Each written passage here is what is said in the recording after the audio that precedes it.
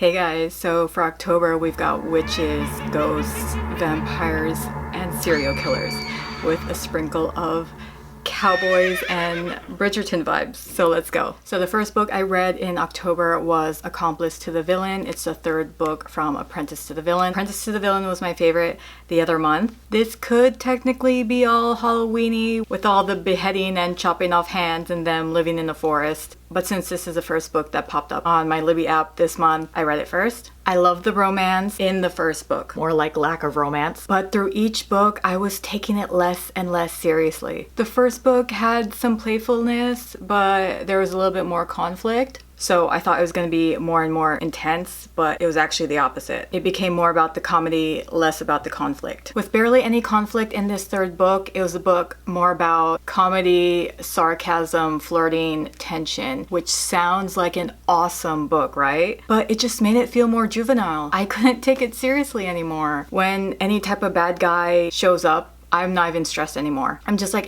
nothing's gonna happen anyways. There's nothing to worry about. And there is nothing to worry about. Let's talk about romance. With the first book, I was so hyped up. This is one book I read where it had the least amount of romance, yet it made my heart flutter, made me feel all girly and giggly. No spice involved. The second book, I was hyped up to see where the romance was going. I'm like, okay, the author gave us a little bit more romance here, so I'm hoping the third book is gonna be it. We're finally gonna get more than glances and sweet kisses. Third book, I'm like, you gotta be kidding me. We're still playing the same game, them not talking to each other. And I was like, you know what? I don't even care anymore. You guys can make out. But I did care. When they kissed, I was like, damn it, how do you two do that? I've read this dynamic in so many books. The longing, the glances, the flirting, the subtle touches, them knowing they can't be together. Yeah, I don't know why specifically these two affect me so much. In all of the books I've read so far, this series has given me the most,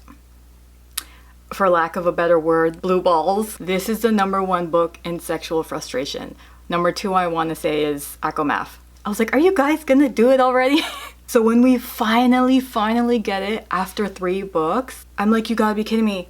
You gotta be kidding me. We only got 2 sentences. 2 sentences. 3 books and we got 2 sentences. And those were the most PG sentences ever. I was like, okay, this has to be a young adult book. A book for the 12 to 18 year olds. It's not. It's for grown-ass adults. I have read young adult books that are spicier than this. I don't even want full-blown smut, okay? Just give me more than their bodies joined. Honestly, this third book is pointless. Like, it was a whole bunch of nothing. We could have gone straight to the 4th book and not missed anything. Am I still gonna read the 4th book when it comes out? Yes! But I'm just heartbroken because my expectations have been so high for this series with how much I love the first book. I was so disappointed in the 3rd book that it actually made me want the 2nd book. It made me appreciate the 2nd one, even though I wasn't a huge fan. But I liked it more than the 3rd. So yeah, I just ended up getting it, but I have a feeling I'm definitely not getting the 3rd because again, it was just like, what even happened? Okay, next we have Anathema. I was so excited because I love Master of Salt and Bones, Nocticadia. Nocticadia was my #1 the other month. They were such fun books. I never got bored. They were intriguing the whole way through. So I'm going in knowing Carrie Lake isn't gonna disappoint me.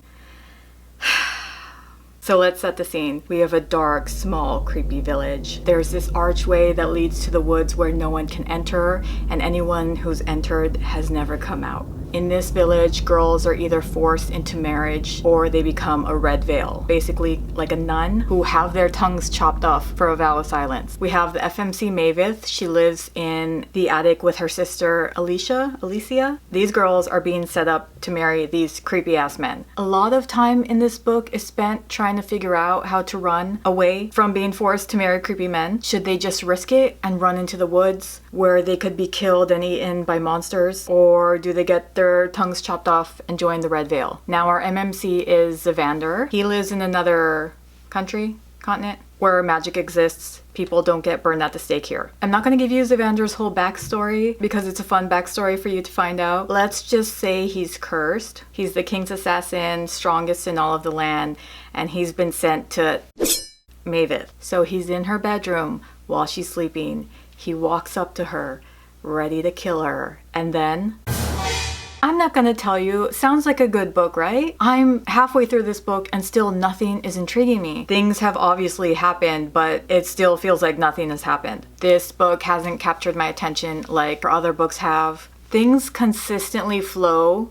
through her other books, and this is more like something happens and then it's stagnant. Something happens, stagnant. It was very slow. It didn't seem like the story was going anywhere. The main characters are stuck in the same spot. One is off working and the other one is at home figuring stuff out. I keep thinking, okay, what's gonna be the climax of this book? Is there gonna be trouble with the king somehow? Is Mavis secretly a witch? Is Evander gonna fight out this curse? So I continue reading, hoping for the best. I finished the book. My feelings sadly do not change. Nothing about it made me want to continue to the second book. Honestly, the last word of the book could have ended everything right there, and Carrie could have let us come up with our own conclusions. The only question I had at the end of the book was, what's gonna happen between Evander and the king, or between him and Cadavros? That's it. I'm not curious about what's gonna happen with Mavis. I'm sure she's gonna become another strong, powerful woman. Like, I don't need a whole second book when I can come to my own conclusions. I'm so confused on why this is the one everyone loves from Carrie Lake. I swear nothing happens, and I was reading this book thoroughly. I wasn't speed reading, I was sucking in every detail, and I was just super excited because I loved her two other books. Yes, it's the first book in the series, but I noticed that if you can't pull me in with the first one, the second one is not going to change my mind. I hated Cruel Prince.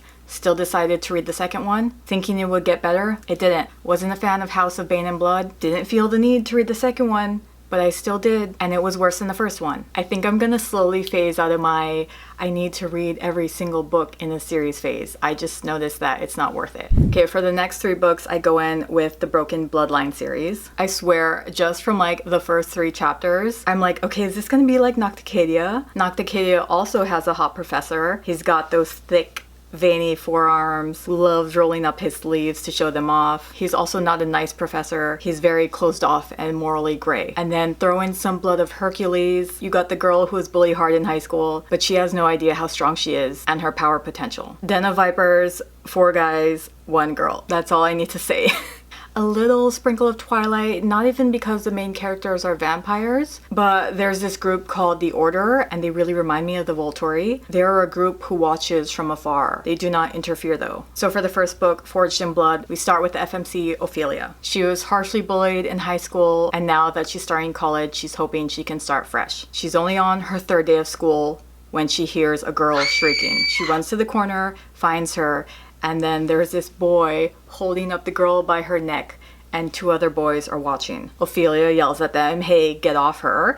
So the boy lets go, and the 3 boys go after Ophelia and take her to their home. They're in the basement. It's sketchy. You know what the boys want to do. But then this hot guy, the professor, steps in and he's like, hey, let go. The boys are confused because the professor lets them suck on other people's blood all the time. But the professor can tell that there's something different about Ophelia. He can feel she has some kind of power, but she doesn't even know it. Eventually down the road, these 4 guys and Ophelia have a bond. That's when the spice is thrown in. Yes, I knew there was going to be spice in this book. I read this because of this TikTok. When I read that TikTok, I was like... The first book was like 80% plot, 20% spice. Now with the second book, oh, that is smut. When spice becomes the focal point, it is smut. The only thing happening here is the professor trying to protect Ophelia from trouble that may be coming. The boys are now helping her hone in her powers, training her, educating her on her history. You think, okay, that's one non-sexual aspect of the book. No. All of this training is spice related because when she... what word should I use? When she climaxes, the ground shakes, things set on fire. So, since they don't want that to happen, they try to teach her to control her power. How are they teaching her how to control that? By not letting her finish and just edging her on. So yeah, everything is spice related in this book. And if you take out the spice, it's going super slow. So slow that you could just skip to the spicy parts, which I did, and you won't miss anything. I skipped to a spicy part, read it, and I was like, you know what? I want to see if anything new has happened, so I'm not going to skip again. I continue reading, and the boys are throwing her a party so she can finally climax. I'm like, yep, still smut. This was like 80% spice, 20% plot, so the complete opposite of the first book. So I'm finishing the book. knowing I'm not going to read the third book because it's probably just going to be more smut. And as I'm on the last pages, I'm like, please, no, no, no, no, why is it getting good? I don't want to read the third book, but dang it, now I have to. Because that ending, the ending is a very common ending in books, but this ending actually ends. That probably didn't make sense unless you read the book. Anyways, third book. Now I'm like, oh, okay, this is interesting. They're in a new location. Finally, they're out of the school setting. They're in another country trying to figure out how to fix what happened at the end of the second book. This third one is actually more plot, but once we hit the spice, I'm like, it's gonna happen again. It's gonna focus on spice for a while. It does, but compared to the last book, it's like 50% spice, 50% plot. The war, the chosen one, the prophecy, this is all happening towards the end. But it's like the most basic, unimpressive ending ever. My point is, this is for the folks who want vampire smut. These are popcorn books. No nutritional value, but fun to eat. But not gonna lie, the spice was good. I can't even count how many pages of spice there were, but oh my gosh, I would be so happy and even satisfied if we could grab only one page, even just one paragraph to put in the accomplice to the villain. But no, again, we only get 2 lame sentences here. Okay, so after all the disappointment of those fantasy books, I decide to switch to more thriller, mystery, human books. So I go in with Hidden Pictures. A girl named Mallory starts babysitting for this family. There has to be a ton of other books or scary movies just like this, because there's a kid she's babysitting who talks to an imaginary friend. The kid starts drawing their creepy imaginary friend. Parents see the drawing and they're like, hey, Billy Bob, who's this friend you're drawing? Yeah, so not a unique plot line. Not gonna lie, the drawings did creep me out. So the mystery is actually fun. The boy is always talking to this friend. This friend is actually trying to communicate with Mallory, and Mallory can't tell if the spirit is being a spirit and trying to scare her, or because they're trying to tell her something. The thing that sucks about thriller or murder books situated in the real world is that there are only so many murder outcomes. It's almost always the spouse. If it's not the spouse, it's a family member or it's someone they know. So when we had the big reveal at the end of the book, I was like, yeah, okay, I figured. So it's gonna take a lot to blow my mind. But if you want a simple, little creepy book to read, then go for it. Next we have Ask for Andrea. We start out strong. A girl named Megan goes on a date.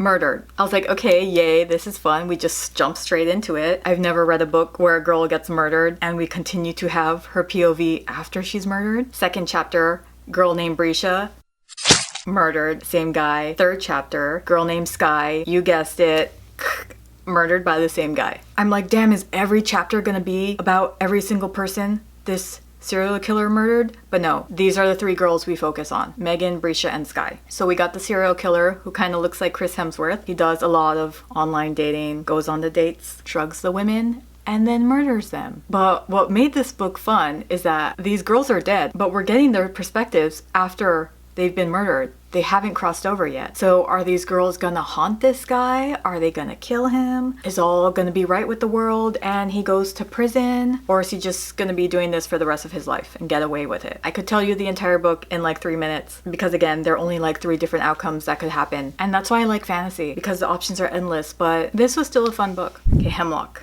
I was curious to see how this was going to be a Halloween or thriller book, because the book was so cute and romantic. When there was a creepy house introduced, I'm like, okay, that's going to be the creepy part. So we have the FMC Maggie. Maggie left her hometown 13 years ago and now she's back. Now that she can afford it, she bought this house she really wanted when she was younger. While she was having trouble unlocking the door to her new house, we get a deep voice. Need some help? I'm already like, ooh, this has to be a past lover. Maybe this is why she left. The guy's name is Tuck. While Maggie and Tuck are talking, they're interrupted by a car pulling into her driveway, and the driver's name is Clayton. I'm already like, okay, I need the tea. The author was really good with the romance. You need a build-up to start feeling the romance between characters. You can't just be like, oh, they flirted and fell in love. But I don't know how she did it. I was quickly invested with the romance between the characters just from the first chapter. Second chapter, we cut to 14 years ago, where all of this started. I don't even care about the creepy house she moved into. I just need to know what happened between her and these 2 guys. With the romance aspect, I don't want to give you anything. I want you to read it. it. And now with the creepy house aspect, just the first night while Maggie is on her air mattress, she's hearing scratches. It sounds like someone crawling on the floor or something dragging on the ground. Slowly throughout this book, we're learning about this old house. Then we're learning about her past relationships with these men. Then things are getting creepier with the house. Then things are escalating with the men. I loved it. I feel like I enjoy romance the most in books like this when it's intertwined with something creepy or when it's not just based on romance. I don't think a plain old romance novel would hit the same. It's not a mind-blowing mystery. When it all unraveled, I was like, oh, 100%, that makes sense. It's funny how I was just complaining that these real-world books aren't as exciting as fantasy, yet here I am, loving this real world book where you could have easily figured out what was going to happen. When I finished the book, this was the first time I instantly added other books from the author onto my Kindle list. Once I'm done with a book, I rarely think of the author. The author and the book are usually disconnected in my brain. But since I had fun with this book, I didn't get bored. I enjoyed the romance. I enjoyed all the little twists and turns. I enjoyed the mystery. I wanted it to be longer. I wanted it to be more drawn out. It made me want to read more from the author. So I eventually did, but not the next book. The next book I read was That's Not My Name. Girl wakes up all beat and bruised, like in a ditch. Everything is in pain. She can't remember anything. She walks toward the road.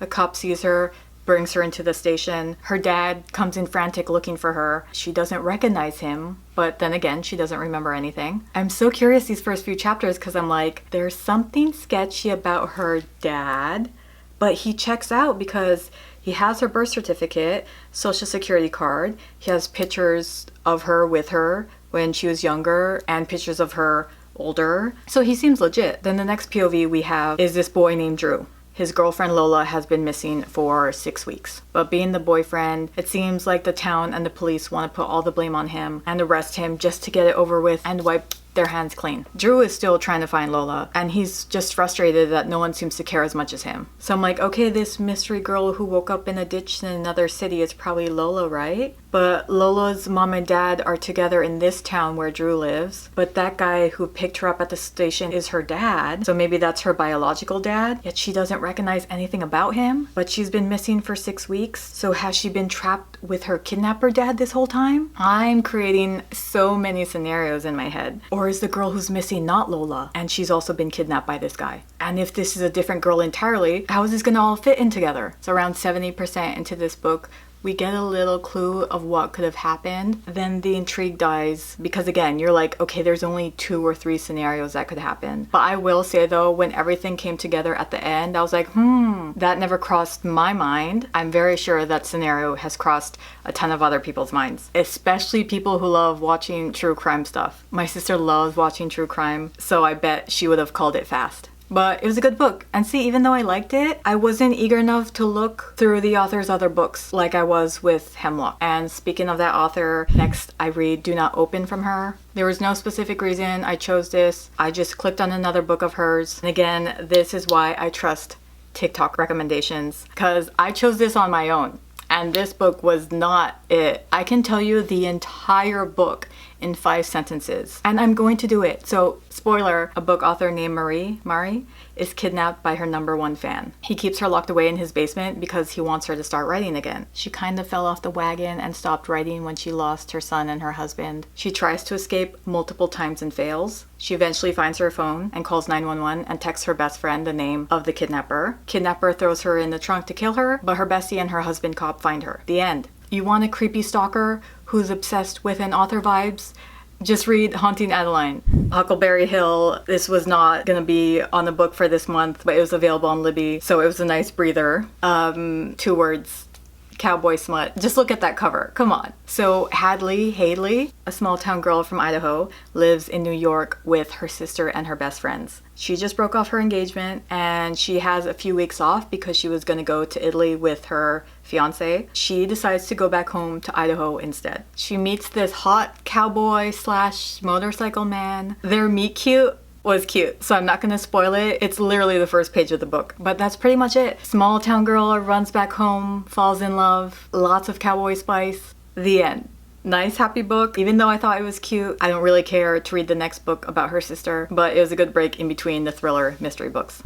Does it hurt? I immediately loved the FMC Sawyer. Thank God, we don't have another feeble, dainty, little, perfect girl. Sawyer is fucked up. She's basically a criminal on the run. She needs to hide her identity. She sleeps with men and steals their credit cards. She steals their identities. You can tell she's broken, but we don't know why yet. MMC is Enzo. Sawyer ran away to Australia and she met Enzo at a bar. The spice behind a waterfall. I don't care what you say, but out of all the books I've read so far, H.D. Carlton writes the most creative, vivid spice scenes. Anyways, Sawyer obviously steals Enzo's identity and he's mad. Like mad, not cutesy enemies to lovers mad. Like he could feed Sawyer to the sharks in the Australian waters mad. I don't know if this is a kink for H.D. Carlton. She likes writing really angry, controlling, possessive men. Anyways, fast forward, those two get stuck on this island and they find this lighthouse. An old man lives there. He actually invites them in, tells them maybe in like a month a boat will come by and that's when they can leave. So now we've got only one bed for Enzo and Sawyer to share. We've got this creepy old guy, and at night we've actually got the ghost of prisoners